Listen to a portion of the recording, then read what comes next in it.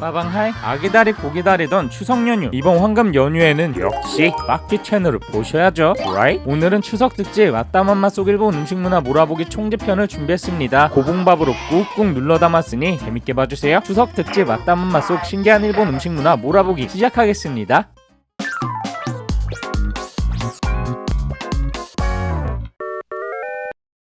무더운 여름, 매끼 식사 준비는 가장 큰 난제 중 하나이죠. 더우니까 그냥 대충 좀 먹으면 좋으련만 이거 해달라 저거 해달라 반찬 투정만 난리 납니다. 터덜터덜 저녁 창거리를 사러 마트에 간 엄마. 오랜만에 여름 보양식도 먹을 겸 플렉스 하기로 합니다. 시간이 흘러 저녁 시간. 짜자잔.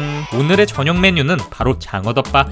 간만에 먹어보는 비싼 요리에 감탄을 금치 못하는 세 사람. 맛있게 저녁 식사를 하는 걸로 마무리. 여름하면 빼놓을 수 없는 보양식. 우리나라 여름철 보양식 하면 삼계탕이 떠오르지만요, 일본에는 스태미나의 대명사 장어덮밥이 있습니다. 푹푹 찌는 찜통더위에 몸이 지칠 대로 지쳤을 때 단연 으뜸으로 꼽히는 보양식인 장어덮밥. 일본에서 장어덮밥은 여름철 복날에 먹는 포지션인데요, 일반 생선보다 비타민 A가 100배나 많고 고단백이어서 여름 장마가 끝난 이후 더위를 피하기 위해 보양식인 장어를 꼭 먹어준다고 합니다. 장어덮밥은 담는 그릇에 따라 이름도 천차만별입니다. 먼저 돈부리에 담아내는 우나기동. 우나기동은 흔히 볼 수 있는 덮밥류나 편의점 도시락같이 격식 없이 간단하게 먹을 수 있는 것으로 칭합니다. 주바코에 담아내는 우나기주는 오세치를 담거나 벤토를 담는데 자주 사용되는 주바코에 담아내기 때문에 장어의 질은 동일하지만 양이 더 들어가는 우나기주가 비싼 편이라고 하죠. 이외에도 나고야에는 나무밥통에 장어구이를 담아내는 히츠마부시, 후쿠오카에는 편백나무찜 장어덮밥인 세이로무시가 있습니다. 일본의 복날에 해당하는 토항일에는 장어 음식점 앞에 줄을 서는 모습을 흔히 볼 수 있습니다. 이런 모습 또 이런 모습. 하지만 장어 먹는 날은 망해가던 민물장어집 주인의 마케팅 상술에서 시작되었다는 거 아셨나요? 일본에서 민물장어를 일반적으로 먹기 시작한 것은 1700년대 후반 무렵이었습니다. 여름만 되면 파리를 날리던 민물장어집 주인은 박학다식하기로 유명한 학자 히라가 겐나이를 찾아가 가게의 영업 진로에 대해 상담을 했다고 하는데요, 한참을 하소연을 듣던 히라가 겐나이는 다음과 같은 글을 써주며 가게 앞에 붙이라고 전해주었다고 합니다. 금일 토항의 소날. 뜻을 풀어 말하면 우시노이에 우자로 시작하는 우나기를 먹으면 여름 타는 일이 없을 것이다. 이후 파리만 날리던 민물장어집에는 글귀를 보고 많은 사람들이 방문하며 문전성시를 이루었고 근처 다른 식당들까지 흉내내기 시작하며 오늘까지 이어져 여름철 풍습이 되었다고 하죠. 믿거나 말거나 이런 설화는 역시 꿀잼이네요.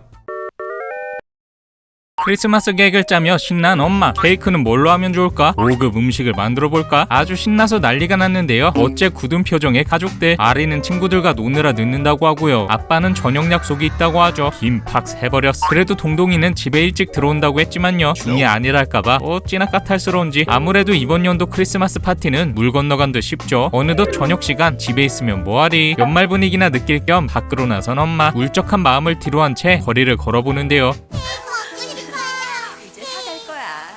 맞아, 우리 애들도 어렸을 땐 저랬었지. 과거를 떠올리며 씁쓸한 미소를 짓습니다. 과연 엄마는 슬픈 크리스마스를 보내게 될까요? 는무슨 샴페인에 치킨에 맛있는 음식으로 가득 채웠습니다. 이후 기적처럼 모인 가족들과 행복한 시간을 보내는 걸로 마무리. 일본의 평범한 크리스마스 풍경을 담아낸 이 에피소드. 이렇게 보나 저렇게 보나 우리와 별다를 것 없는 크리스마스 같잖아요. 하지만 알고 보면 다른 점이 정말 많습니다. 우선 휴일이 아니라는 점, 그리고 치킨이 불티나게 팔린다는 점이죠. 우리나라는 각종 경기날 만 되면 치킨집에 불이 나잖아요. 일본은 크리스마스 시즌이 다가오면 치킨에 대한 수요가 급증한다는 사실. 크리스마스 시즌 즈음 일본의 거리를 걷다 보면 이곳저곳 치킨 파는 곳을 정말 많이 볼 수 있는데요, 치킨 전문점은 기본이요, 슈퍼마켓, 편의점, 햄버거 가게 등 대대적으로 판매를 시작. 매체에서도 치킨 광고를 심심치 않게 볼 수 있고요, 패스트푸드 체인점은 무려 11월부터 예약 접수를 합니다. 특이점이 하나 있다면 많은 치킨 브랜드 속 유난히 잘 팔리는 브랜드가 있었으니 바로 KFC. 네, 정말 없어서 못 먹습니다. 실제로 일본 KFC의 크리스마스 시즌 매출은 월 평균 매출의 10배에 달하고요, 치킨부터 온갖 사이드를 때려박은 크리스마스 전용 파티팩도 매년 출시되죠. 대체 왜 크리스마스에 치킨을 먹는 걸까? 다 이유가 있습니다. 1970년 일본에 1호점을 오픈한 KFC. 당시에는 이게 미용실인지 슈퍼마켓인지 고객들의 관심을 전혀 받지 못했는데요, 1호점 점장에겐 걱정과 근심만 쌓여갔죠. 시간이 흘러 어김없이 찾아온 연말. 평소와 같이 일을 하던 점장은 유치원의 크리스마스 파티용 치킨 주문 전화를 받게 받게 됩니다. 그것도 산타 복장을 하고 유치원을 와달라는 요청이었죠. 찬물 더운 물 가릴 것 없던 점장은 아이들에게 소중한 추억을 남겨줬는데요. 이후 금방 다른 유치원 크리스마스 치킨 주문도 폭주합니다. 이거다. 이후 번뜩이는 아이디어를 떠올린 점장은 KFC 할아버지에게 산타 옷을 입히고 미국에서는 크리스마스 저녁에 프라이드 치킨을 먹습니다라는 거짓말을 하죠. 이 거짓말은 이내 방송국을 통해 전국으로 퍼지게 되며 크리스마스 이꼴 KFC 치킨이라는 문화가 자리 잡게 된 겁니다. 물론 KFC가 큰 역할을 하긴 했지만 예로부터 일본에서는 미국처럼 칠면조를 구하기 어려우니 대용으로 닭을 많이 먹었다고 하네요. 크리스마스에 치킨이라 이 조합 옳죠.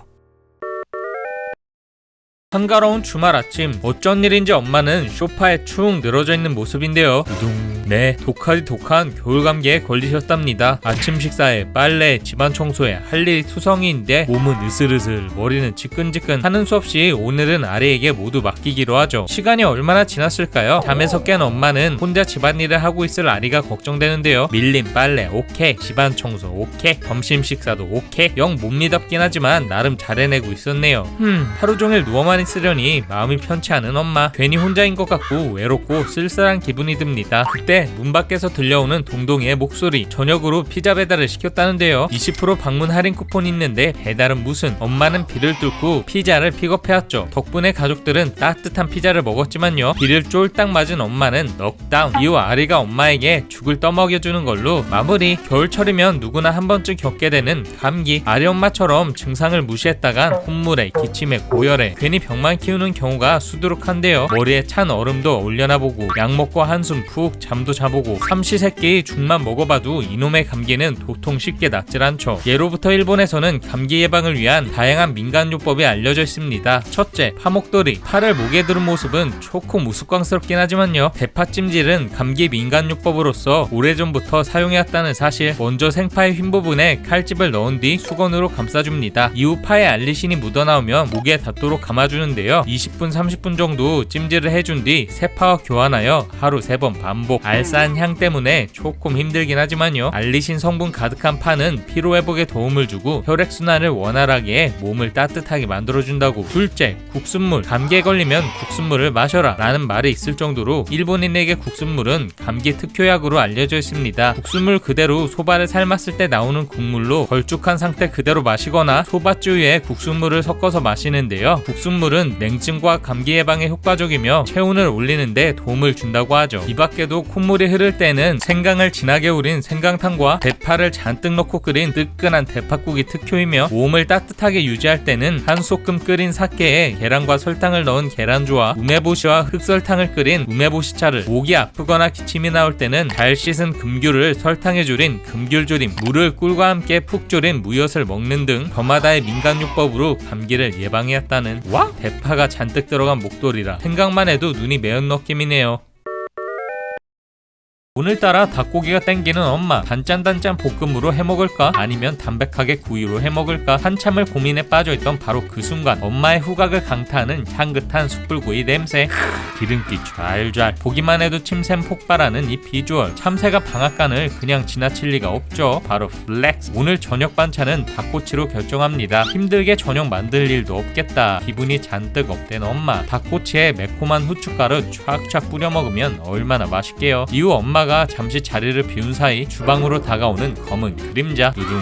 닭꼬치 실종 사태 발생. 열이 잔뜩 오른 엄마는 가족들을 모두 불렀는데요. 엄마의 무서운 눈빛에 끝내 이실직고하는 아리와 동동이. 아리는 대파 닭꼬치 3개, 동동이는 염통꼬치 3개. 그렇다면 염통꼬치를 다 먹은 범인은? 네, 아빠가 염통을 싹쓸이했답니다. 어째 오늘 저녁은 없을 것 같죠? 이후 멘탈이 탈탈 털려버린 엄마의 모습으로 마무리. 퇴근 무렵 일본의 번화가를 걷고 있으면 코끝을 자극하는 맛있는 냄새가 풍겨옵니다. 이런 모습 또 이런 모습. 시원한 맥주 한 모금에 닭꼬치 한 입이면 여기가 바로 지상낙원. 일본식 닭고기 꼬치 요리인 야끼토리. 야끼토리는 닭의 여러 부위를 한 입 크기로 썰어서 꼬치에 끼워 구운 꼬치 요리로 술안주, 밥반찬, 간식 등 다양한 목적으로 먹는 일본의 소울푸드입니다. 한국에서는 길거리 간식에 가까운 포지션이지만요. 일본에서는 대중화와 고급화가 동시에 이루어진 음식으로 격식을 차린 식당에서도 동네 평범한 이자카야에서도 쉽게 찾아볼 수 있고요. 일부는 밥과 된장국, 꼬치 2-3개만 시키고 아끼고 반찬으로 삼아 1,000엔 이내에 가성비 식사를 하고 가는 사람도 많죠. 하지만 야끼토리 가게를 처음 방문하는 외국인들에겐 주문하는 것 자체가 큰 난관입니다. 날개, 다리살, 목살, 연골, 가슴살, 엉덩이살, 닭껍질, 닭벼슬, 심장, 간, 비장, 닭똥집, 뭐가 이렇게 많아? 네, 한국은 올리 닭다리살로 구성된 닭꼬치가 대중적이지만 일본은 닭의 모든 부위를 맛볼 수 있습니다. 먼저 가장 기본적이고 대중적인 네기마. 네기마는 가장 베이직한 메뉴로 다리살 사이에 한입 크기로 자른 대파를 꽤 구운 파 닭꼬치를 뜻합니다. 매운맛은 줄어들고 감칠맛이 살아난 대파는 닭고기와 찰떡궁합, 맥주가 술술 들어가죠. 다음은 달게 넓적다리살, 모모. 닭다리살은 말해 뭐해. 적절한 지방과 고소한 맛이 일품. 구우면 바삭바삭 고소한 닭껍질 카와. 닭껍질은 은근 매니아층이 있는 인기 메뉴 중 하나인데요. 보통 목 부분에 껍질을 사용하기 때문에 부드러운 게 특징입니다. 마지막으로 아래 엄마의 페이보릿인 염통꼬치 코코로. 살코기보다 쫄깃하고 씹는 맛이 일품인 염통은 크기는 작지만 육향도 진하고 간장 소스와 궁합이 잘 맞아 먹다 보면 열꼬치 순삭. 재밌는 점은 집집마다 고유의 소스가 존재하기 때문에 종류별로 먹는 재미가 있다는. 일본 여행 가면 야끼토리는 종류별로 싹 다 먹어봐야겠네요. 아따만 맛 속 레전드 먹방 에피소드. 엄마 전철역 국수편. 전철에 오기까지 15분 남짓한 시간. 엄마는 쇼핑을 잔뜩 하고 와서 그런지 피곤에 쩔어있는 모습이죠. 그 순간 코끝을 강타하는 맛있는 냄새. 바로 전철역에 위치한 국수집이었죠. 들어갈까 말까 고민하다가 담비 엄마를 만나고 속전속결로 음식을 주문합니다. 노릇노릇한 튀김에 뜨끈한 메밀국수라니 맛없을 수 없는 이 조합 좀 보세요. 신나게 먹는 걸로 마무리. 여기서 특이점이 하나 있다면 여기도 저기도 좌석 없이 모두 서서 음식을 먹는 모습. 어묵같이 간단한 간식도 아니고 국수를 서서 먹는다니 이상하다 싶지만요. No.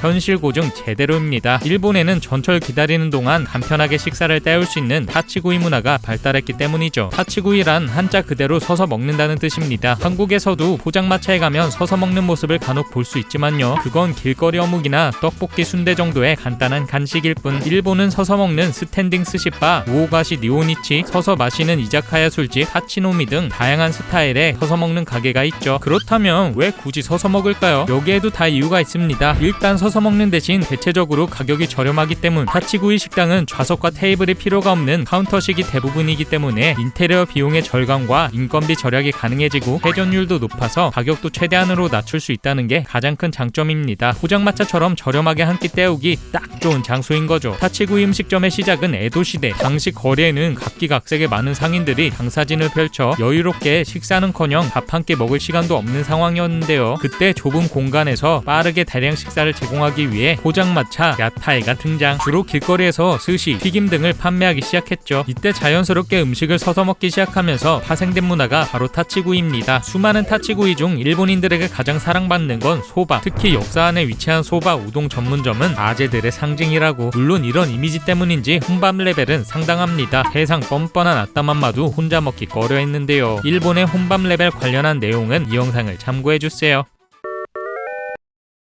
동동이가 가장 좋아하는 급식 시간. 육즙 터지는 고기 완자, 시원한 도토리국수, 채소 듬뿍 고기나베, 5급 팔부채까지. 일본 급식 역시나 우리나라와는 많이 다릅니다. 먼저 특이점 하나. 이런 모습, 또 이런 모습 눈치채셨나요? 네, 일본의 급식은 식판을 거의 사용하지 않습니다. 일본은 트레이 위에 밥그릇, 국그릇, 반찬그릇을 따로 담죠. 이럴 수밖에 없는 이유. 밥그릇이나 국그릇 등의 식기를 손에 들고 먹는 문화 때문. 짱구도 그렇고 아따맘마도 그렇고 다들 밥그릇을 들고 먹죠. 식판을 들고 먹을 수는 없으니 이렇게 따로 나오는 겁니다. 그렇다면 그릇을 왜 들고 먹을까? 여기에는 여러 썰이 있습니다. 먼저 일본의 식기들은 목기, 칠기 그릇인 오한을 주로 사용합니다. 이 오한 식기들은 워낙 가벼워서 손에 들고 식사를 하는 게 가능했는데요. 젓가락 위주로 식사를 하는 편이기 때문에 밥과 국을 덜 흘리기 위해 가벼운 소재로 그릇을 만들어 손에 들고 먹는 문화가 자리 잡게 되었다는 것. 또 한 가지 썰은 옛날부터 다다미 위에 앉는 습관 때문이라는 썰입니다. 상에서 먹으면 음식과 입사에 거리가 있어 먹기에 어려움을 겪었던지라 접시 등의 식기를 들고 먹는 풍습이 생겨난 거죠. 이후 일본 특유의 식사 문화는 학교 급식판에도 영향을 끼쳐 밥그릇, 국그릇이 분리되어 나오는 거죠. 또 다른 특이점이라면 일본 급식에는 의외로 밥 대신 빵이 많이 나옵니다. 동동이만 봐도 그렇죠. 식빵에 핫도그빵, 모닝빵, 베이글. 아무리 그래도 두부 된장국의 빵은 좀. 실제도 이와 크게 다르진 않습니다. 여기에도 다 이유가 있죠. 1950년대 이후 미국에서 지원하는 밀가루와 탈지 분야 메뉴가 넘쳐났던 일본. 터무니없이 많은 양의 밀가루 처분에 골머리를 앓던 정부는 급식 메뉴에 빵을 마구잡이로 넣습니다. 튀김빵과 쿠페빵, 식빵, 그리고 탈지분유가 급식의 단골 메뉴가 됐죠. 또한 국민들에게 아침에 빵을 먹도록 캠페인을 펼치는데요. 자연스럽게 일본의 빵 문화는 현대까지 이어지게 됐습니다. 짱구도 그렇고 아따맘마도 그렇고 아침만 되면 밥보다는 토스트를 많이 먹잖아요. 이게 다 이유 때문이라고. 마지막 특이점은 고등학생인 아리는 도시락을 손수 싸들고 다닌다는 것. 다방고등어 도시락, 미트볼 꼬치 도시락, 삶은 계란 도시락 등 엄마의 사랑이 듬뿍 담긴 도시락만 주구장창 먹죠. 여기에도 이유가 있습니다. 평범한 전일제 고등학교는 의무교육 대상이 아니기 때문. 급식의 경비 대부분을 국가가 부담하고 있는 초중학교와 달리 의무교육이 아닌 고등학교에 일부러 급식을 보전할 이유가 없기 때문이죠. 그래서 아리처럼 매점에서 간식으로 때우거나 집에서 도시락을 싸오는 경우가 대부분이라는. 역시 우리나라와는 많이 다르네요. 시험 기간이 코앞으로 다가온 동동이. 왠지 입맛이 없어 보이더니 결국 밥 한 숟갈 뜨고는 자리에서 일어나 버렸네요. 어느덧 해가 저물고 모두가 잠든 새벽. 동동이는 여전히 공부에 매진 중입니다. 그때 뱃속에서 들려오는 꼬르륵 소리. 저녁을 제대로 못 먹은 탓에 출출해진 거죠. 살금살금 부엌으로 내려온 동동이. 엄마가 깨면 잔소리 폭격 맞을 게 뻔하니 빠르게 주방을 스캔해 보는데요. 하지만 오늘따라 남은 밥은 없고 눈에 들어오는 건 냉장고 위에 놓인 식빵뿐. 결국 마요네즈와 햄, 치즈를 챙겨 방으로 들어갑니다. 먼저 식빵에 마요네즈를 듬뿍, 그 위에 햄과 치즈를 차곡차곡 올린 뒤 다시 빵으로 덮어주면 동동이표 마요네즈 샌드위치 완성! 맛이 어떠냐고요? 퍽퍽한 식빵에 느끼한 마요네즈가 찰떡처럼 붓고 슬슬 질릴 때쯤 느껴지는 햄과 치즈의 맛. 이게 은근 별미라고. 일본 음식에서 절대 빼놓을 수 없는 이것, 바로 마요네즈. 가라아게, 오코노미야끼, 마카로니, 야끼소바, 그리고 국민 간식 참치마요, 주먹밥까지 단짠단짠한 일본 음식에 고소한 마요네즈가 더해지면 그야말로 무적의 조합이 되는데요. 맨밥에 마요네즈를 비벼먹는 건 기본. 동동이처럼 식빵 위에 듬뿍 짜먹기도 하고, 반숙 계란에 마요네즈 한 숟갈, 짭짤한 명란젓에 마요네즈 두 숟갈. 보기만 해도 혈관 확확 막히는 듯한 이 느낌. 오죽하면 마요네즈를 너무 좋아하는 사람들을 일컫는 마요라라는 신조어까지 생겨날 정도이죠. 와? 일본 마요네즈는 제조 방식부터 다릅니다. 미국이나 유럽, 한국의 일반적인 마요네즈는 전란을 사용하는 반면 일본 마요네즈는 대부분 노른자만 사용하는데요. 그게 그렇게 큰 차이야? 싶을 수 있지만 no. 노른자만 사용하면 훨씬 더 고소하고 부드럽고 입안에서 크리미하게 녹는 질감이 강해지고 색도 더 노랗고 진한 느낌이 들죠. 여기에 다시마 추출물이나 아미노산 등 감칠맛을 극대화할 MSG가 들어가 있어 고소한 감칠맛이 가히 넘사벽이라는. 사실 일본인의 마요네즈 사랑은 한 사람의 기발한 발상에서 시작됐습니다. 1910년대 일본인 사업가 나카지마는 홍조림 연구를 위해 미국에 머물던 중 마요네즈를 처음 접하게 됩니다. 고소하고 새콤하고 감칠맛 쩌는 이 맛. 마요네즈의 높은 영양가와 풍미에 매료된 그는 1918년 일본으로 돌아와 개발에 몰두하게 되는데요. 미국식과는 달리 달걀 노른자를 듬뿍 사용해 한층 더 고소하고 영양가 높은 마요네즈를 완성. 1925년 마침내 일본의 국민 마요네즈 큐피가 탄생했죠. 이후 모든 요리에 어울리는 만능 소스라고 홍보했으며 이 마케팅은 일본 전역을 강타. 일본인의 밥상에 없어서는 안 될 필수 소스로 자리 잡게 된 겁니다. 저도 마요네즈 참 좋아하는데요. 일본 여행 가면 큐피 마요네즈 한번 먹어봐야겠네요. 아따맘마를 보면 오는 특이점. 왜 이렇게 어묵이 많아? 아침도 어묵, 점심도 어묵, 저녁도 어묵, 종류도 참 다양한데요. 그냥 먹기 질리면 어묵전골, 어묵튀김, 어묵카레, 심지어 어묵라면까지. 와우! 보기만 해도 질려버리는데요. 놀라운 건 아리는 집에서 그렇게 어묵을 먹어놓고 편의점에서도 맛있게 사 먹죠. 일본인들은 어묵을 진짜 좋아할까요? 네, 물론 호불호는 갈리겠지만 국민 음식인 건 확실합니다. 묶음당 가격도 하나 800원에서 1000원 선이라 엄청 저렴하고요. 마트에 가면 어묵 종류도 엄청나게 다양해서 반찬으로도 짱이죠. 아따맘마에 나온 것 말고도 치즈가 들어있는 어묵, 오징어가 들어있는 어묵 등 맛난 어묵도 많다는 것. 하지만 라스트팡은 역시 오뎅이죠. 잠깐, 어묵이랑 오뎅이 동일어 아닌가요? 아닙니다. 오뎅은 냄비에 뜨거운 국물을 넣고 곤약, 무, 소고기, 유부, 어묵 등을 넣고 끓이는 일종의 전골 요리인데요. 우리나라에서는 어묵과 동일어로 잘못 알려져 있죠. 어묵만큼 밥상 단골 손님이 있었으니 바로 장아찌. 매실을 소금에 절인 우메보시 김치가 가장 유명하죠. 된장국에 반찬 1개, 강아치 하나 놓으면 상차림 끝. 짱구네처럼 특이 케이스도 있지만 이런 소박한 메뉴가 주로 밥상 단골 손님입니다. 이렇게 차린 게 많지는 않더라도 암묵적 룰이 있다는 사실 아셨나요? 저녁은 꼭 집에서 먹어야 한다는 것. 밤 10시, 11시가 되더라도 밥은 꼭 차려놓는 게 일반적인데요. 집에서 밥을 안 먹을 것 같으면 연락하는 장면이 나오는 게 그 이유 때문이죠. Anyway, 아빠의 유행어 배달시켜 배달. 아따맘마 가족들이 가장 좋아하는 건 배달 음식이죠. 일본도 우리나라처럼 배달을 많이 시킬까요? 호시국이라 요즘 배달이 급증하고는 있지만 아직은 아닙니다. 그렇다면 배달료는 어떨까요? 거리에 따라 천차만별인데요. 가까운 곳은 500원 하는 곳도 있고 먼 곳이나 피크타임은 5,000원까지 다양합니다. 그래도 주로 2,000원 선에서 해결 가능하다고. 월 1만원 배달 구독 서비스도 있어서 우리나라보다는 아직 저렴하다고 하네요. 배달 구독은 괜찮은데.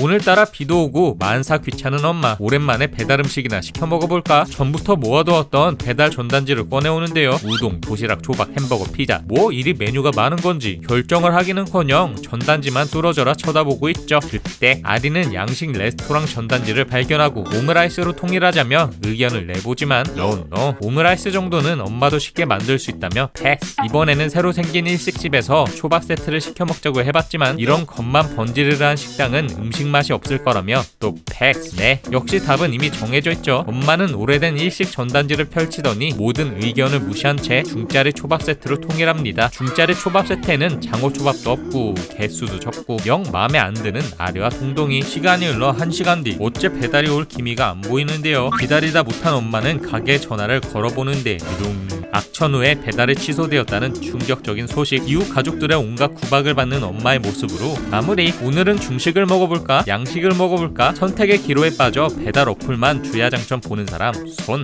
얼마 전까지 일본의 배달 음식 하면 피자나 초밥 정도 선이었지만 호시국의 여파로 배달 업계가 크게 성장했습니다. 그렇다면 일본인의 배달 음식 순위를 알아볼까요? 5위 우동과 소바. 우동, 소바는 예전부터 꾸준히 인기 있는 메뉴로 24시간 영업하는 가게들도 많을 뿐더러 비교적 배달 속도도 빨라 직장인이나 40, 50대 중장년층에게 특히 사랑받고 있습니다. 4위 도시락. 최근 들어 일본의 도시락 가게는 유기농 채소와 영양 밸런스에 초점을 맞추고 있는데요. 이런 모습 또 이런 모습. 다양한 반찬이 늘어선 수제 도시락은 보고만 있어도 식욕이 샘솟죠. 이외에도 3위는 불맛 가득한 중화 요리가 차지했으며 2위는 대전 메뉴로도 최적인 스시가. 그리고 압도적인 1위는 바로 피자. 일본인의 피자 사랑은 말해 뭐해. 명란 피자, 라멘 피자, 나또 피자, 차슈 피자, 스시 피자 사심 듬뿍 담긴 마게조 피자가 넘쳐나는데요. 피자는 풍부한 토핑을 종류별대로 커스텀할 수 있는 데다가 배달 한정 세트 메뉴와 저렴한 팩에 쿠폰에 파스타와 디저트 같은 사이드 메뉴도 함께 주문 가능하기 때문에 가장 인기 있는 배달 메뉴로 손꼽히죠. 오랜만에 배달 음식 땡기네요.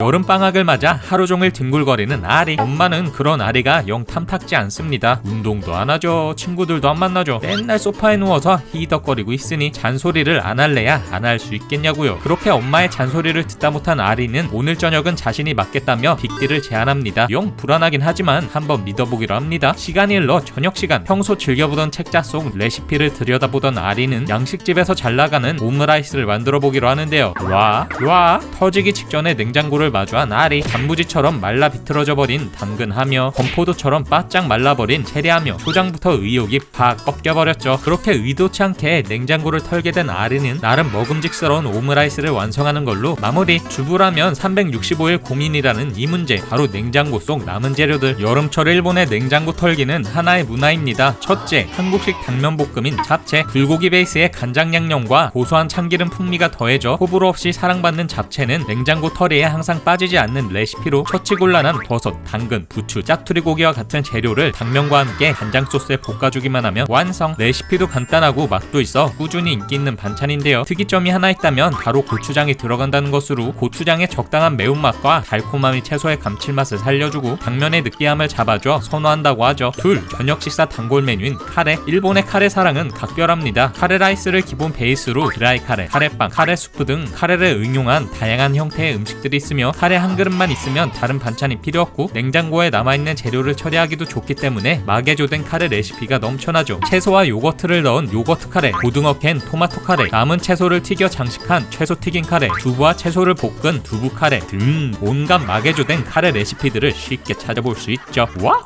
역시 냉장고 속 잔반이 남는 건 어느 나라나 똑같은 것 같네요. 전설의 에피소드, 여러가지 음식을 먹는 방법, 포도, 군고구마, 식빵, 대게, 먹는 것 좀 보세요. 하지만 역시 하이라이트는 스파게티. 동동이는 그냥 떠먹고, 아리는 돌돌 말아먹고, 아빠는 라면처럼 촤라랍. 엄마는 파마산 치즈를 듬뿍 뿌려서 두 입에 순삭했죠. 와? 체지방률 50%인 이유가 있었다는. 아따맘마에는 이외에도 파스타 먹방이 자주 나옵니다. 양배추 파스타, 오징어젓 스파게티, 우리나라에서는 보기 힘든 독특한 파스타들도 많죠. 지분율 가장 높은 건 나폴리탄 스파게티. 빠방이들은 이게 일본에서 시작된 음식이라는 거 아셨나요? 나폴리탄은 토마토 케첩을 베이스로 만드는 스파게티로 일본식 양식인 화양식입니다. 시작은 1900년대 중반 미국에서 가져온 스파게티 통조림이죠. 묽은 토마토 케첩에 면발이 다 불어터진 군용식 스파게티. 주로 미군들이 간편하게 먹던 짬밥 느낌이었는데요. 개항기 미군들이 들어오면서 일본의 한 주방장이 미국인의 입맛에 맞추기 위해 케찹, 베이컨, 비엔나 소시지를 넣어 개발한 겁니다. 이탈리아 하면 나폴리가 떠올라 나폴리탄이라는 제플리시를 붙인 거라고. 이후 엄청난 인기를 끌며 일본 화양식 시장을 이끌었는데요. 거의 모든 일본식 양식집에 고급 요리로 둔갑해 나폴리탄 스파게티가 나올 정도였죠. 이후 간편 요리로도 발달하면서 카레와 함께 일본인들 추억의 맛, 엄마의 맛 정도로 유명해졌습니다. 얼마나 인기가 있는지 웬만한 과자에 나폴리탄 맛은 기본이고요. 나폴리탄 맛 빙수까지 있다는. 나폴리탄을 비롯한 오므라이스, 돈가스, 함박 스테이크 등 경양식 문화가 우리나라에도 전파되면서 파스타, 이꼴, 나폴리탄 스파게티 공식이 성립됐다는. 우리나라에서도 2000년대 초반까지 파스타라는 말을 거의 안 썼죠. 이름에 나폴리가 붙어서 이탈리아 나폴리에서 온 거라고 생각하면 오산역. 이탈리아 사람한테 말하면 기겁하는 파스타로 왜 이런 괴식을 만들었냐, 이탈리아인에 대한 모욕이다 라는 반응까지 볼 수 있다고. 우리나라로 치면 제육볶음을 케첩으로 만드는 느낌이니까요. Right? 이와 비슷한 파스타는 하나 더 있습니다. 명란젓 파스타. 1960년대쯤 한 레스토랑의 한 손님이 캐비어를 들고 와 캐비어 파스타를 만들어 달라고 요청하는데요. 너무 맛있었지만 가격이 비싼 게 문제였습니다. 이걸 상품화하려고 그나마 저렴하고 인기 있는 명란젓을 넣어 만든 게 명란젓 파스타의 시초라고 하네요. 저도 지금까지 나폴리탄 스파게티가 나폴리에서 온 줄 알았는데 충격이네요. 뭐든지 야무지게 잘 먹는 이 가족. 건져 먹는 냉국수, 뜨끈한 떡국, 손맛 가득 연근 채소볶음, 맨날 먹어도 맛있는 어묵, 치킨, 가라아케 등 먹는 거 하나만큼은 기가 막히죠. 하지만 그 중에서도 피자 먹방을 빼놓을 수 없습니다. 페퍼로니 토핑이 가득한 피자부터 가지와 온갖 채소가 듬뿍 들어간 콤비네이션 피자까지 늘어나는 치즈를 놓치지 않겠다는 엄청난 의지. 와! 뭐 아따맘마에서는 이렇게 먹음직스러워 보이지만요, 사실 일본의 피자 평판은 그다지 좋지 않다는 게 함정입니다. 우선 가성비가 최악. 일본의 3대 피자 체인점인 도미노 피자, 피자헛, 피자라의 평균 가격이 L 사이즈는 무려 3,000엔, 한화로 26,000원이 넘는다는 점. 비싼 건 무려 4,000엔, 한화로 35,000원이 넘어가기도 하니 말 다 했죠. 그렇다고 맛이 좋으냐? 토핑 2배야 그나마 먹을만한 것 같다. 사이즈도 작은데 가격도 너무 비싸다. 일본인들도 피자를 그다지 즐겨 먹지 않는다는. 그래도 한번 파기 시작하면 뇌절의 천국 일본답게 이색 피자들이 넘쳐납니다. 먼저 나또 피자. 치즈와 나또의 조화라. 조금 당황스럽긴 하지만요, 생각 외로 인기가 많습니다. 동동이도 나또 피자 토스트를 만들어 먹기도 했잖아요. 느끼할 만하면 고소한 게 꽤나 괜찮다고. 둘, 명란 피자. 명란 쳐돌이 일본인들 명란 파스타, 명란 덮밥, 명란 우동, 명란 계란말이 등 온갖 음식에 명란을 넣어 먹는데요. 피자라고 피해갈 수 있겠습니까? 짜자잔. 이 비주얼 좀 보세요. 고소하고 단짠단짠한 맛의 조화가 꽤나 훌륭하다고. 셋, 라멘 피자. 일본인들의 소울푸드 라멘과 피자의 콜라보로 화제가 되었던 피자헛의 천하일품 라멘 피자. 정통 라멘의 소스와 특제 차슈, 다진 파, 모짜렐라 치즈의 만남으로 많은 사랑을 받았다는. 은근 먹을만하다고 하네요. 이외에도 차슈 피자, 데리야끼 피자, 스시 피자 등 온갖 마개주 피자가 넘쳐납니다. 라멘 피자는 한번 먹어보고 싶네요. 온 가족이 모인 저녁 식사 시간. 오늘 저녁 반찬은 바로 엄마표 어묵 간장 무조림. 따끈한 쌀밥 위에 조림무 하나 올려 먹으면 이건 밥도둑을 넘어서 거의 밥 강도 수준이죠. 그런데 여기서 문득 드는 의문 하나. 반찬은 어디? 이런 모습? 또 이런 모습. 밥, 국, 그리고 메인 요리 끝. 반찬이라고 해봤자 샐러드나 채소 무침 정도가 전부입니다. 고기볶음, 생선조림, 나물무침, 김치까지 밥상 가득 차려놓아야 하는 우리나라 사람들 눈엔 도무지 이해되지 않는 장면이죠. Right? 1800년대 후반부터 1900년대 초반까지 일본 서민들의 밥상은 매우 단촐했습니다. 반찬이라고 해봤자 생선 한 토막이나 된장국 한 그릇 정도가 전부였는데요. 정작 밥은 두둥 큰 그릇에 산더미만큼 담아내 먹는 게 국룰이었죠. 이렇게 많은 양의 쌀밥을 먹으려면 반찬의 간은 상상 이상으로 짤 수밖에 없었습니다. 옛날 일본 만화 보면 매실절임이나 연어구이 하나로 도시락 하나 다 퍼먹는 에피소드가 결코 과장이 아닌 거죠. 즉 반찬은 밥을 든든히 먹게 해주는 조연에 불과했고 다양한 반찬보다는 짠맛이 강한 소량의 반찬이 정착하게 된 것. 1950년대 이후 일본은 빠르게 서구화의 길로 들어섰습니다. 빵과 우유, 고기 같은 서양식 식품이 보급되면서 쌀 소비량은 눈에 띄게 줄어들었는데요. 고도 경제 성장기를 지나 생활 수준이 높아지자 육류와 유제품 소비는 폭발적으로 증가했으며 예전처럼 산더미 같은 공깃밥 대신 작고 단정한 크기의 밥그릇이 표준으로 자리 잡게 된 거죠. 하지만 밥상에 대한 인식까지 달라진 것은 아니었습니다. 여전히 주인공은 쌀밥, 반찬을 곁들이는 구조는 그대로 고정. 결국 밥의 양은 줄었어도 밥상의 구성 자체는 크게 변하지 않았으며 밥, 된장국, 메인 반찬, 절임, 조금 이 단순하고 전통적인 틀은 오늘날까지 일본 밥상의 기본형으로 이어지고 있는 겁니다. 와! 이렇듯 반찬 가지수는 적지만 밥상에 빠지지 않는 대표 반찬들이 있습니다. 짭짤하고 새콤한 매실절임, 우메보시, 오이, 배추, 가지, 무 등을 절여 만든 각종 츠케모노, 달콤 짭짤한 계란말이, 타마고야키, 대표적인 밥도둑 명란젓, 김가루, 가스오부시, 깨, 멸치를 섞어 뿌려 먹는 후리가케, 김, 다시마, 조개 등을 간장과 설탕에 졸인 츠쿠다니, 소박하지만 빠질 수 없는 단골 반찬들입니다. 고작 반찬이 한두 개뿐이라니 아무리 봐도 아쉽네요.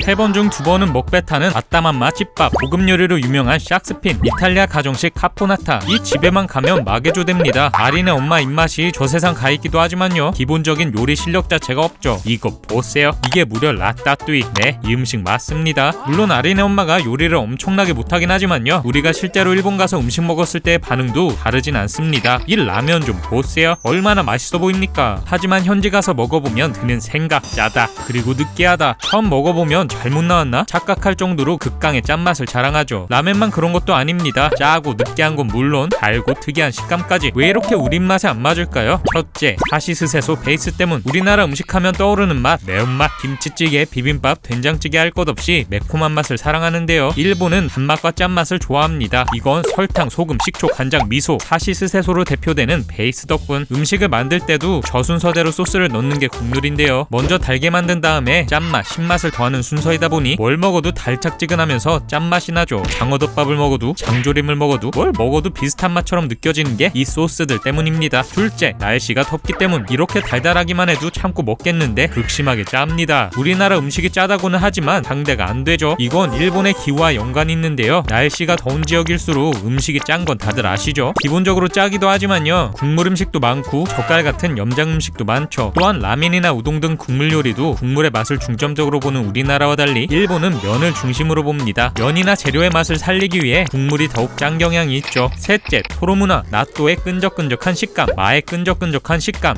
밍밍한데 끈적끈적한 식감, 이걸 토로문화라고 합니다. 가장 대중적인 건 날달걀, 소고기에도 찍어 먹고 그냥 밥에다 비벼 먹기도 하고, 안 그래도 끈적거리는 나또에 계란까지 섞어 먹는다는. 이렇듯 우리와는 다른 소스, 거의로 인한 짠맛, 끈적끈적한 식감이 콜라보해서 우리 입맛에 안 맞는 겁니다. 이건 일본인의 식습관에도 영향을 줬는데요, 극강의 짠맛, 단맛, 느끼한 맛 때문에 반찬을 조금만 먹게 되고, 이는 소식으로 이어져 체형이 왜소해지는 데에 큰 영향을 줬죠. 그래도 적응되면 맛있는 음식은 엄청 맛있는데 여행 가서 먹고 싶네요. 새해 아침 다같이 모여 TV를 시청 중인 가족들. 1살 더 먹었다고 뭐 달라지는 게 있겠습니까? 그냥 맛있는 떡국이나 먹습니다. 그때 아래에게 온 상지의 문자. 올해는 엄마를 도와서 새 음식을 만들어 봤다는데요, 킹크랩에 연어 아래 고급 새우까지. 부잣집 딸 아니랄까봐 티를 팍팍 냅니다. 그에 반해 아린의 새 음식은 라 비엔나 소시지에 콩조림에 각종 채소조림에 그냥 평소에 엄마가 맨날 해주는 반찬 총 출동이었죠. 우리 집 새 음식은 뷔페식이라는 엄마. 모양만 예쁜 그릇에 찔끔찔끔 담아놓는 것보다 큰 그릇에 양껏 먹는 게 더 좋다고. 여기서 궁금증. 상진의 집에서 만든 새 음식이랑 아린의 집에서 만든 새 음식이랑 차이가 나도 너무 많이 나는 거 아닌가요? 알고 보면 엄마도 구색을 아주 잘 갖춰서 차려놓은 겁니다. 일본의 설날 음식 오세치. 가지각색의 요리를 찬압에 정갈하게 담아 새해를 축하하며 먹는 일본의 설 전통 문화인데요, 오세치 요리에는 다양한 의미와 소망이 담겨있다고 하죠. 검은콩 요리인 쿠로마메는 햇볕에 검게 그을릴 정도로 부지런히 일한다는 의미가 담겨있고, 있고요. 홍백 어묵, 홍백 가마보코는 붉은색은 마귀를 쫓고 백색은 맑고 깨끗한 신성함을 표현. 두 가지 색의 조합이 행복을 가져온다는 의미를 담고 있죠. 이외에도 불을 가져온다는 고구마 요리인 브링킨톤, 아이의 성장과 출세를 기원하는 죽순, 마음을 수련한다는 의미의 내지리 곤약, 전망이 밝은 새해를 희망한다는 연근, 원기와 건강에 대한 기원을 담은 표고버섯 등. 알고 보면 새 음식을 제대로 준비했다는. 하지만 오세치요리 고기보다 맛은 없습니다. 섣달 끄문 때에 미리 다 만들어 놓은 뒤 차게 먹는다고 하는데요. 설날에 사용하는 불은 연신의 신성한 불로 여겨지고 있어 만약 그 불로 요리를 하게 되면 한 해가 부정을 탈 수 있다며 불의 사용을 엄격히 금했다고 하죠. 한번 먹어보고 싶긴 하네요.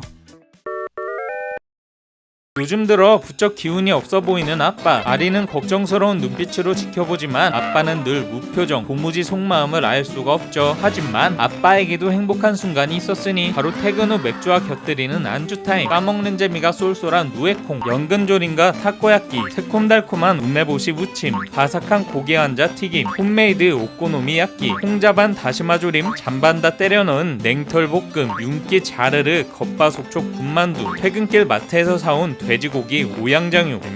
매회마다 아빠의 술안주 먹방이 등장하는데요. 우리나라에서는 좀처럼 보기 힘든 독특한 안주들이 넘쳐나죠. 그 중에서도 지분율 1위는 바로 엄마의 시그니처 어묵요리, 노말한 어묵볶음을 시작으로 속 든든 엄마표 어묵전골, 두껍게 채 썬 어묵을 올린 샐러드, 스테이크 소스를 올린 어묵 스테이크, 오이와 치즈를 넣어 만든 어묵말이까지. 어묵만 먹으면 질리지 않냐고요?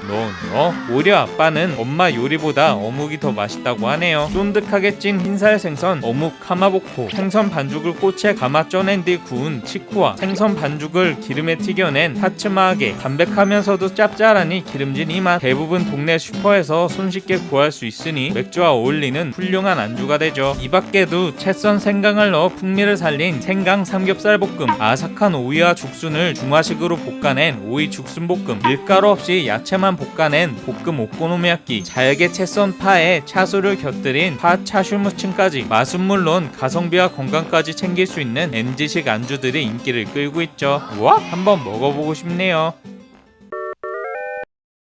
아따만 맛 속 수많은 여름 에피소드들, 이런 장면 또 이런 장면 보는 사람마저 후덥지근하게 만들었는데요. 여름날 가장 고생하는 건 바로 엄마. 기껏 힘들게 밥 차려줘봤자 음식이 뜨겁다, 맵다, 맛이 별로다, 아주 돌아가면서 화를 돋구고요. 얼음 동동 시원한 국수 요리에 차가운 연두부 요리를 해줘봤자 이건 또 질린다고 난리. 어느 장단에 맞춰야 되는지 원. 특히 현실 고증이 미쳐버렸던 이 에피소드. 오늘도 점심 준비를 위해 장을 보러 나선 엄마. 땅에는 아지랑이가 피어오를 정도로 푹푹 찌는데요. 마트까지 가는 길은 뭐 이리 길게 느껴지는 건지. 그래도 마트 하면 시원한 에어컨 바람 쐬는 게 국룰 아니겠습니까? 신나게 이것저것 담고 한가로이 쇼핑을 즐깁니다. 까지는 좋았으나 신선식품을 구매한 이상 지체할 시간이 없는 엄마. 가족들에게 맛있는 저녁 식사를 제공하겠다는 일념하에 뛰고 또 뛰었죠. 결국 더위를 먹어버린 엄마의 모습으로 마무리. 우리나라에서는 뜨거운 여름날 냉면에 묵사발에 콩국수에 이올치올 땀 뻘뻘 흘려가면서 삼계탕 한 그릇 하지만요, 일본에서는 여름 내내 면 요리만 먹는다고 해도 과언이 아닙니다. 여름에는 정말 푹푹 찌는 일본. 차가운 국수는 대표적인 피서 음식이었는데요. 면은 뜨거운 물에 데친 후 차가운 물에 헹구는 게 기본. 흐르는 계곡물에 수로를 설치해 국수를 건져 먹기도 하고요. 반 가른 대나무에 물과 소면을 흘려보내 먹기도 하고요. 더운 날이면 집집마다 시원한 국수 먹는 게 국룰이었죠. 실제로 일본의 한 식품회사에서는 전국 47개 지역을 대상으로 여름 면 요리에 관한 앙케이트를 진행했는데요. 사계절 중 여름에 면을 먹는 빈도가 82.8% 늘어났음을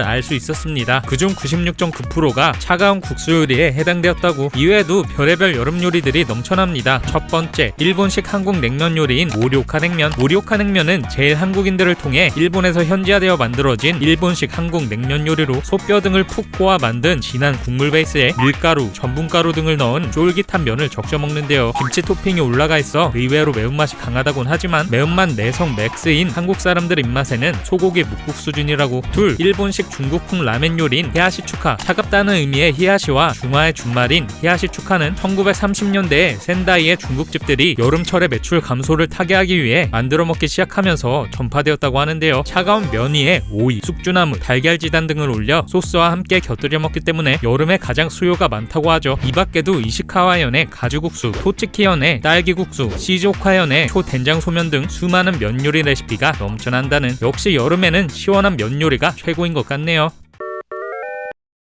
친구들과 1박 2일로 여행을 가게 된 엄마. 놀러가는 날에는 지각이 국룰이죠. 서둘러 골라둔 옷도 챙기고 어제 저녁 설거지도 해놓고 마지막으로 그나마 믿을만한 아리에게 집안일을 전수해준 뒤 폭풍같이 사라져버립니다. 졸지에 모든 집안일을 맡아버린 아리. 조금 당황스럽긴 하지만 엄마의 부탁이니 최선을 다해보기로 하죠. 그날 저녁 장을 보기 위해 마트에 들른 아리. 생선튀김, 어묵, 크로켓 그냥 간편하게 완제품을 사갈까 했지만요. 모처럼 엄마에게 돈도 두둑이 받았겠다.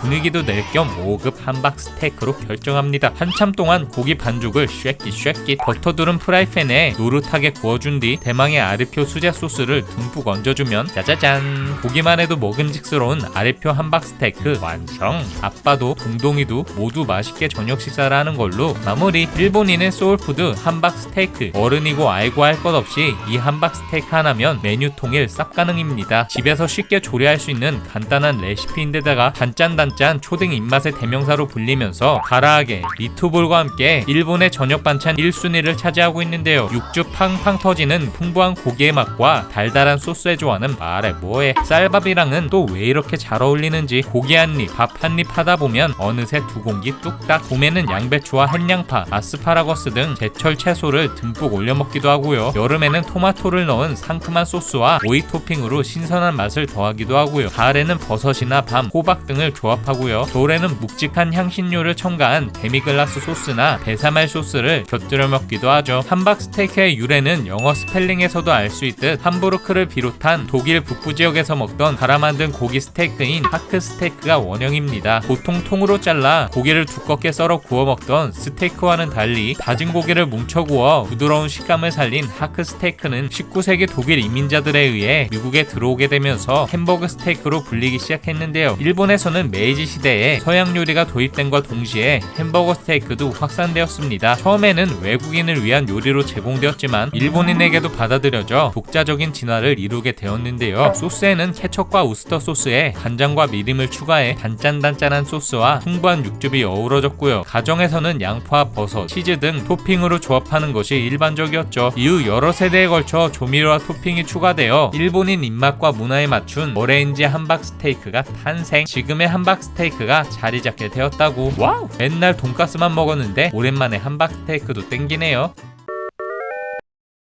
네, 일본에서는 야식으로 오니기리, 주먹밥을 즐겨 먹습니다. 오늘따라 출출한 아리. 갑자기 엄마의 주먹밥이 떠오르는데요. 음식 못하기로 소문난 엄마가 유일하게 잘한다는 칭찬을 받은 게 이 주먹밥. 하지만 에게 아무것도 없고 그냥 소금 간에서 뭉친 게 전부이죠. 그래도 맛있다고 학교에 소문이 나서 여기저기서 비법을 알려달라고 했다는. 이 집은 야식을 몰래 먹는 게 문화인가요? 몰래 내려가서 만들어 보려다가 실패한 아리. 엄마에게 딱 걸렸으니 의외로 아무 말도 안 하고 쓱싹 만들어줍니다. 아무것도 안 들어갔지만 역시나 맛은 굿.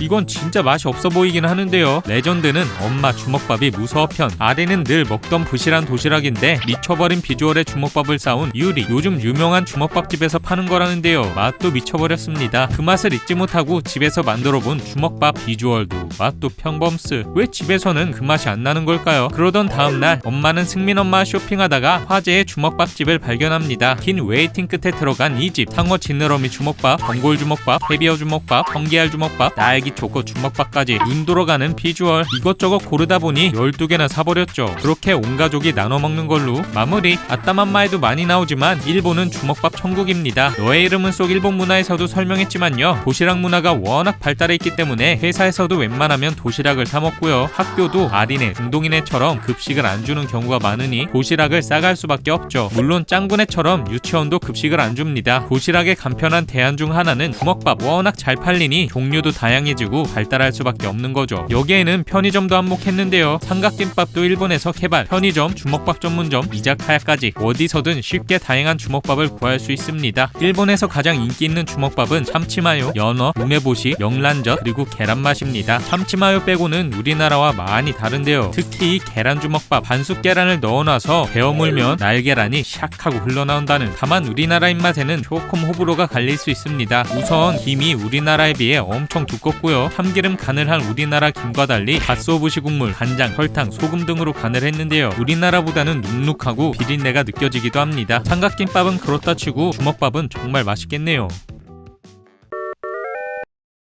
야식하면 동동이, 동동이 하면 야식 아니겠습니까? 엄마 몰래 먹었던 햄 마요네즈 토스트, 아리와 함께 몰래 만들었던 냉국수. 하지만 뭐니뭐니 해도 동동이의 심야 요리 편이 레전드이죠. 집에서 심야 식당을 연 동동이. 4가지 요리는 이렇습니다. 첫 번째 요리, 닭육수 계란죽. 차가운 밥에 치킨 스톡을 넣고 계란으로 살살 저어주면 끝. 별거 없어 보이는데 정말 맛있어 보이죠. 이건 일본인들이 많이 먹는 간편죽으로 편의점에서 쉽게 발견할 수 있습니다. 여기에 닭고기까지 넣으면 오야코동이 되죠. 두 번째 요리, 동동이표 옥수수 토스트. 이것도 별거 없습니다. 생 옥수수를 싹싹 잘라서 얇게 펴준 다음 토스트기로 직행. 어느 정도 익었으면 올리브유랑 소금을 뿌려주면 마무리. 뭔 맛인지 상상되니까 더 맛있어 보였죠. 세 번째 요리는 아라레 오차즈케. 보면서 가장 기괴했던 요리인데요. 일본의 딱딱한 쌀과자인 아라레, 여기에 녹차를 넣어 말아먹는 거죠. 이게 무슨 조합이야 싶겠지만요, 일본에서는 꽤 자주 먹는 간식입니다. 쌀과자에 녹차 말아먹는 맛 그 잡채인데요. 짭짤하니 매콤하니 과자 맛이 섞여 가볍게 먹기 좋다고 합니다. 짭조름한 시리얼 먹는 느낌이라고 생각하면 되겠네요. 마지막으로 나또 토스트. 피자 대용으로 만들었던 이 토스트, 식빵에 나또 깍둑 썰기로 토마토를 올려주고요. 케첩과 모짜렐라 치즈를 듬뿍 올린 뒤 오븐에 5분 정도 데워주면 완성. 동동이는 끝까지 맛을 얘기하지 않았지만요, 꽤나 맛있다고. 나또 토스트 역시 일본에서는 메인 간식. 치즈와 나또의 조합이 생각보다 잘 어울리는데요. 치즈와 나또의 고소한 맛과 케찹의 상큼한 맛이 어우러져 먹을만하다고 하네요. 다만 나또 향이 꽤 강해서 나또 싫어하는 사람에게는 호불호가 갈린다는. 이렇게 동동이 야식을 보고 느낀 점, 이게 야식 맞아? 맛은 있어 보이는데 정말 간소해 보이죠? 일본은 우리나라처럼 야식 개념이 그렇게 발달하진 않았습니다. 우리나라 야식하면 피자, 치킨, 곱창, 떡볶이 등 식사 뺨칠 정도의 헤비한 음식이 떠오르잖아요. 일본에서는 주로 오차즈케, 오니기리, 타마고케안이라고 계란을 얹은 밥, 계란죽, 이런 간단한 음식들이 대부분이죠. 헤비하게 먹는다고 해봤자 컵라멘, 우동 정도라고. 한 설문조사에 따르면 야식 먹는 사람이 50% 가까이 되지만 대부분 많아야 한 달에 한두 번이라고 하네요. 물론 사람에 따라, 지역에 따라 다르겠지만요, 우리나라처럼 배달이 활성화되어 있지 않는 데다가 이자카야나 라멘집 외에는 9시쯤 되면 거의 다 문을 닫기 때문에 우리나라처럼 야식이 발달하지 못한 겁니다. 야식은 우리나라가 최고네요.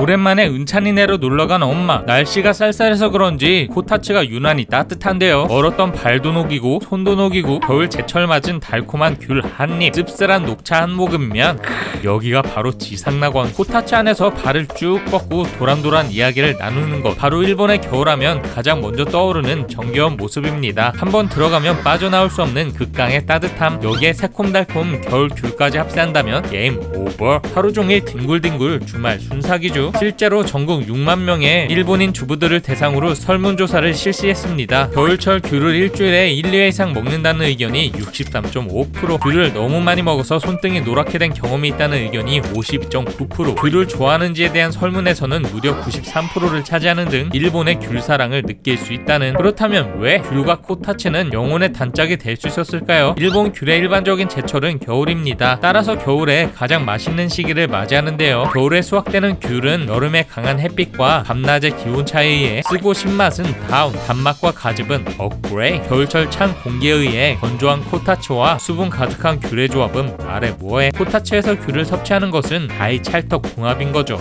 와? 사실 코타츠와 귤이 함께하게 된 데에는 오랜 역사가 숨겨져 있습니다. 우로마치 시대 목조주택은 외풍이 심해 안과 밖의 온도가 같았습니다. 당연히 난로도 온풍기도 없던 시대인지라 두꺼운 면옷을 겹쳐있는 것 말고는 항상 추위에 떨며 지내야 했는데요. 적어도 발밑이라도 따뜻하게 하고 싶었던 사람들은 화로 앞에 머무는 시간이 점차 늘어나기 시작했고, 이후 화로 위에 옷이나 이불을 덮어 발밑을 따뜻하게 만들었죠. 시간이 흘러 다양한 상업, 문화, 예술이 발전했던 에도시대, 코타츠 역시 진화를 거듭했습니다. 화로 위에 상판을 두거나 낮은 돌담을 쌓아놓는 등 현대 코타츠 외형이 완성된 시점이죠. 그렇게 에도시대 서민들 사이에서 코타츠가 보급되기 시작함과 동시에 귤도 많은 가정에서 쉽게 구할 수 있게 되었습니다. 겨울 추위를 달래주는 코타츠 위에서 간편하게 먹을 수 있는 따뜻한 귤은 서민들 사이에서 빠르게 유행이 되었는데요. 귤은 코타츠 위에 놓아두어도 적어도 10일에서 2주 정도는 보존이 가능했으며 아이도 쉽게 먹을 수 있던 과일인지라 최고의 조합으로 자리 잡았죠. 한국의 전기장판과의 조합도 좋지만 코타츠 안에서 귤 까먹는 것도 좋아 보이네요. 과거에 먹었던 달고나를 추억하던 엄마. 목욕하다 말고 가쁜 달고나를 만들기 시작하죠. 먼저 국자에 설탕을 넣고 달달달 녹여주고요. 막판에 소다로 쉐끼쉐끼 합니다만 실패. 아리랑 동동이도 도전해보지만 역시나 실패. 몇 번의 도전 만에 겨우 성공하죠.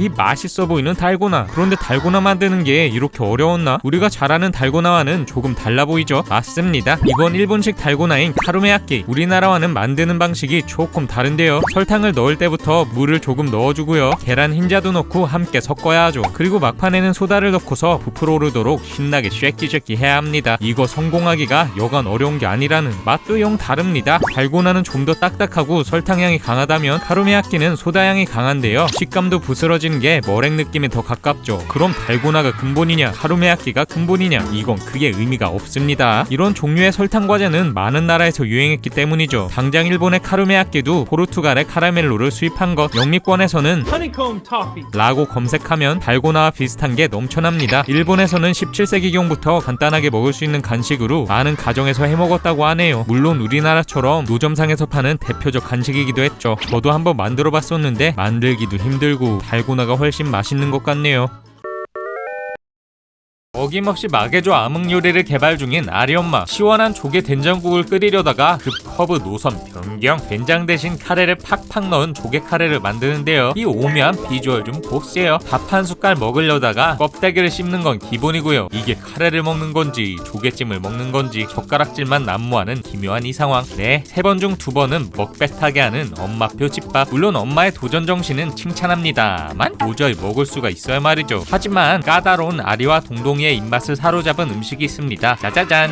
바로 엄마표 닭고기 조림. 단짠단짠하니 밥반찬으로 찰떡인데요. 아무리 반찬 투정하던 녀석들도 이 조림 하나면 밥 한 공기 쌉 가능. 일본식 닭고기 조림인 치쿠젠니. 치쿠젠니란 닭고기와 채소, 곤약 등을 간장 양념에 조린 음식으로 일본 가정식 집밥 메뉴로 절대 빼놓을 수 없는 반찬입니다. 맛도 좋지만 영양 밸런스도 높아 주부들의 사랑을 듬뿍 받고 있는데요. 특히 냉장고에 쌓아두었던 재료들을 처리하기에 딱 그 어떤 채소와도 궁합이 좋아서 냉장고 털기에 안성맞춤이죠. 튀긴 두부 치쿠젠니, 돼지고기 치쿠젠니, 어묵 치쿠젠니, 쇠고기 치쿠젠니, 비엔나 소시지 치쿠젠니 등 남은 재료로 만든 마개조 레시피가 넘쳐난다는. 아직 끝이 아닙니다. 또다시 남은 치쿠젠니는 어레인지되어 재탄생. 쯔유에 잠긴 쌀밥과 함께 밥솥에 지은 치쿠젠니 닭솥밥, 잘게 썰어놓은 치쿠젠니에 양배추, 계란을 더한 치쿠젠니 양배추 계란말이, 삶은 감자에 다진 치쿠젠니를 넣어 빵가루에 튀긴 치쿠젠니 고로케, 계란 오므라이스에 치쿠젠니를 넣어 마른 치쿠젠니 오므라이스. 이 밖에도 치쿠젠니 카레, 볶음밥, 된장국 등 마개조에 마개조를 더한 독특한 레시피를 쉽게 찾아볼 수 있죠. 와우! 만들기도 간편하죠. 냉장고 털이도 되죠. 남은 음식 재탕도 가능하죠. 주부들의 사랑을 독차지하는 건 당연한 것 같네요.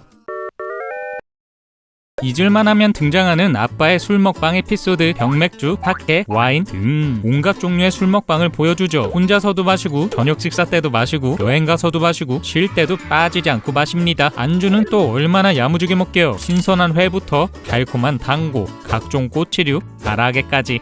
먹자랄 아리아빠. 퇴근 후 혼맥 땡기게 하죠. 여기에도 특유의 일본 문화가 있습니다. 오늘 소개할 문화는 이자카야 문화. 퇴근 시간만 되면 바로 향하는 이곳 이자카야입니다. 물론 우리나라에도 이자카야가 있긴 하지만요, 일본의 이자카야는 느낌이 다릅니다. 이런 느낌 또 이런 느낌. 일본에는 20-30년 이상 된 가게는 기본이고요, 100년 이상의 역사를 자랑하는 노포들도 쉽게 찾아볼 수 있죠. 일본의 이자카야 하면 플레이트에 안주를 여러 번 시켜 먹는 게 특징. 취하도록 잔뜩 마신다기보다는 혼술이나 지인들과 가볍게 한잔하는 바의 느낌이 강합니다. 우선 자리에 앉으면 물수건과 함께 작은 그릇 요리 오토시가 내어지는데요. 오토시란 기본으로 제일 먼저 내주는 술안주로 고급 호텔에서 내어주는 웰컴푸드와 개념이 유사합니다. 하지만 기본 무료 제공인 우리나라와는 다르게 유료라는. 일본의 이자카야 하면 또 심야 식당 아니겠습니까? 대개 17, 18시부터 23시까지만 영업하는 이자카야들과는 달리 다음날 아침까지 영업하는 게 대부분. 20-30년도 훌쩍 넘긴 로컬 식당들이 많기 때문에 손님들과 사장님의 사이는 친밀한 수준을 넘어 가족 같은 느낌이며 아래아빠처럼 시시콜콜한 이야기를 하는 경우가 많습니다. 안주도 다양하기보다는 손님의 니즈에 맞춰주는 게 포인트입니다. 동동이가 즉석에서 만들어주던 음식들, 알고 보면 현실 고증 제대로였죠. 애니메이션이나 영화 등 일본 미디어에서는 단골 손님이 속마음을 터놓고 이야기하는 것이 심야 식당의 클리셰라는. 여담으로 비교적 최근에는 1인당 1000엔 내외로 마실 수 있는 곳인 센베로가 유행입니다. 센베로란 1000엔을 뜻하는 센과 곤드레 만드레 체한 모습의 베로베로를 마개조시킨 신조어죠. 회사원이나 젊은이들에게는 가성비 쩌는 핫플레이스라는. 일본같이 혼술할 수 있는 분위기도 좋은 것 같네요.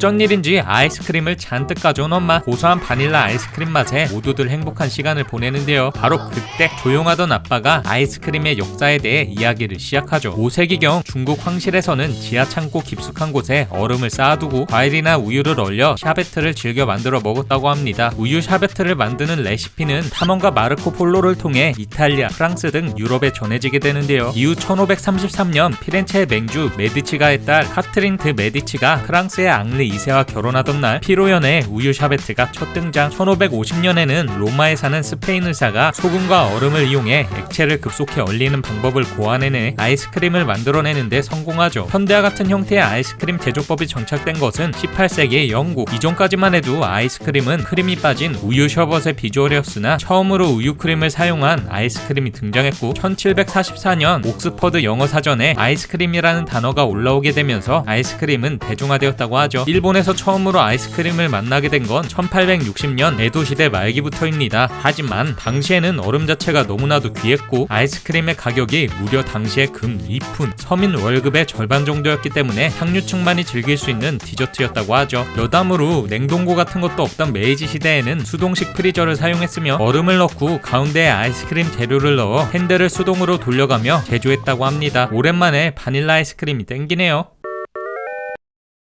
장을 보는 아리 엄마. 그때 보이는 송이버섯 누님. 잠깐 혹했지만요. 이거 하나에 4만원? 바로 자리를 뜨려 하는데 다른 부부가 사는 걸 보고 혹해서 충동 구매하죠. 아니, 4일간 반찬 5,000원으로 때운 사람 맞냐고요. 그렇게 영접한 송이버섯. 온 집안이 난리가 나는데요. 어떻게 먹을까? 버섯밥을 해 먹을까? 엄청 고민하다가 결국 구워 먹습니다. 향기도 좋지. 기대하면서 한 입씩 먹는데요. 와, 이게 무슨 맛? 엄마, 아리, 동동이 셋 다 오묘한 맛에 놀랍니다만 아빠 혼자 맛있어하는 걸로 마무리. 아따맘마에도 어김없이 등장한 송이버섯. 짱구에도 틈만 나면 나오는데요. 송이버섯을 어떻게 먹을지 회의를 하지 않나 아주 환장을 하고요. 도라에몽, 사자의 상, 캐로로 웬만한 일본 애니에 한 번씩은 꼭 등장하죠. 실제로 일본에서의 송이버섯 대접도 엄청납니다. 송이버섯이 나는 장소는 자식에게도 가르쳐주지 않는다는 옛말도 있고요. 송이버섯에는 님을 붙이는 게 오래된 국룰이죠. 어쩌면 참치보다 더 귀한 대접을 받는 게 송이버섯. 하지만 당장 우리나라만 해도 뜨뜻미지근한 게 현실이고요. 동아시아권에서나 인지도가 높지 서양에서는 메인 식재료는 아닙니다. 대체 일본 사람들은 왜 이렇게 송이버섯을 좋아하는 걸까요? 식재료의 맛 그리고 향을 중시하는 일본 음식. 과거부터 버섯을 베이스로 한 요리가 많았습니다. 그 중에서도 가장 구하기 어려웠던 송이버섯. 무려 7세기부터 귀족들의 전유물로 우리나라로 치면 산상급의 대우를 받았죠. 고기주전자에 송이버섯, 은행, 해산물을 끓여낸 도빅무시는 가을의 로망. 고급 오마카세에서나 볼 수 있는 귀한 음식이었습니다. 이처럼 과거부터 수요는 넘쳐나지만 공급은 턱없이 부족했으니 송이버섯은 현재까지도 양식으로 키우는 걸 실패할 정도로 키우기 까다로운 종인데요. 일본에서는 특히 구하기가 힘들어서 중국, 북한, 우리나라에서 대부분 수입하는 실정이죠. 중국산 송이버섯도 최소 2-3만원, 일본산 송이버섯은 몇백만원 하는 것도 있습니다. 고급 송이버섯은 가격이 워낙 비싸다 보니 중국산 짝퉁일까봐 백화점에서 사는 게 일반적이라는. 안 그래도 비싸던 송이버섯 기후변화로 수확량이 줄어들면서 더더욱 비싸지고 있는데요. 나중엔 몇백만원 줘도 못 먹게 될 수도 있겠네요. 오늘도 지각하는 아리. 아침밥은 무슨 도시락통만 가지고 냅다 뛰어갑니다. 하지만 후폭풍이 엄청났으니 선남의 입술이 명란젓으로 보이질 않나 원중이도 먹을 것으로 보이는 부작용이. 겨우겨우 버틴 후 하굣길 햄버거 가게를 발견하고 바로 들어갑니다. 돈까지 빌려서 버거에 너겟에 감튀에 쉐이크까지 다 시키는데요. 행복해지는 이 맛. 하지만 욕심이 과했을까요? 얼마 안가 다 남기는 걸로 마무리. 여기를 봐도 또 여기를 봐도 누가 봐도 맥도날드인 이곳. 일본도 햄버거 하면 역시 맥도날드입니다.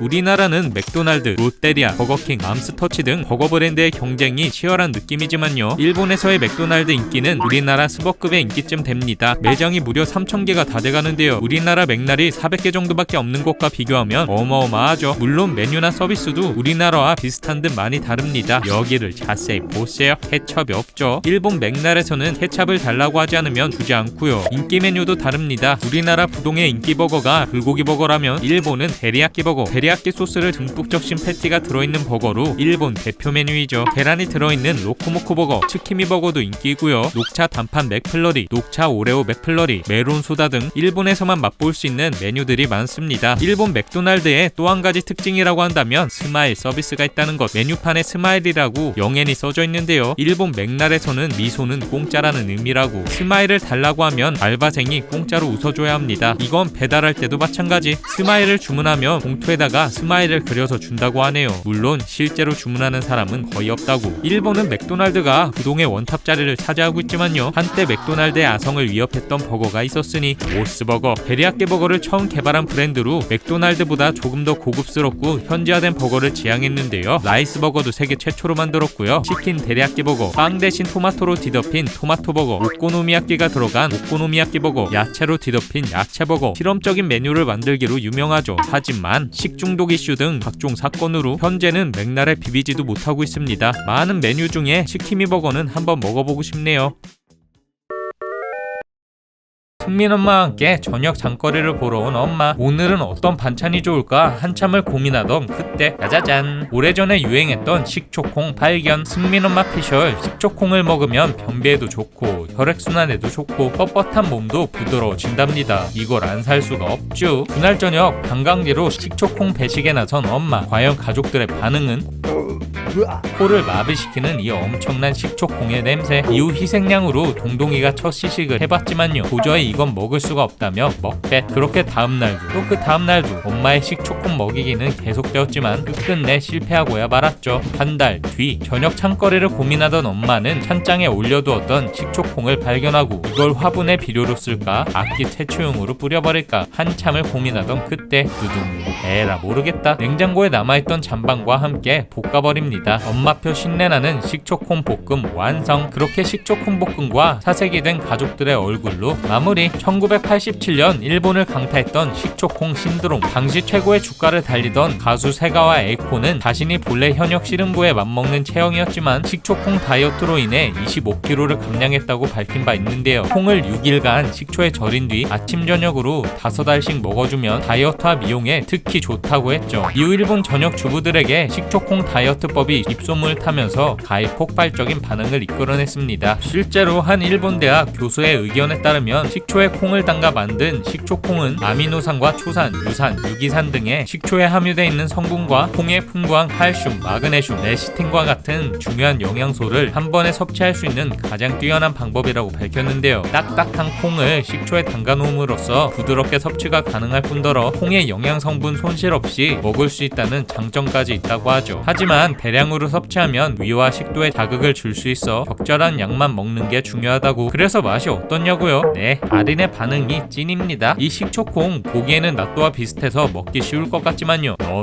코를 찌르는 식초의 향과 콩의 비린맛이 합쳐진 대환장 파티. 떫고 시큼하고 날이 갈수록 맛이 이상해진다. 처음 먹었을 때는 기절할 정도로 맛이 없었다. 입안에 남는 풋내와 식초 냄새는 최악. 실제 일본 주부들의 반응도 냉담 그 자체. 그래도 먹기만 하면 살이 빠진다고 하니 코를 잡고 참고 먹었다는 의견이 대다수였다는 식초와 콩의 만남이라니 저는 포기.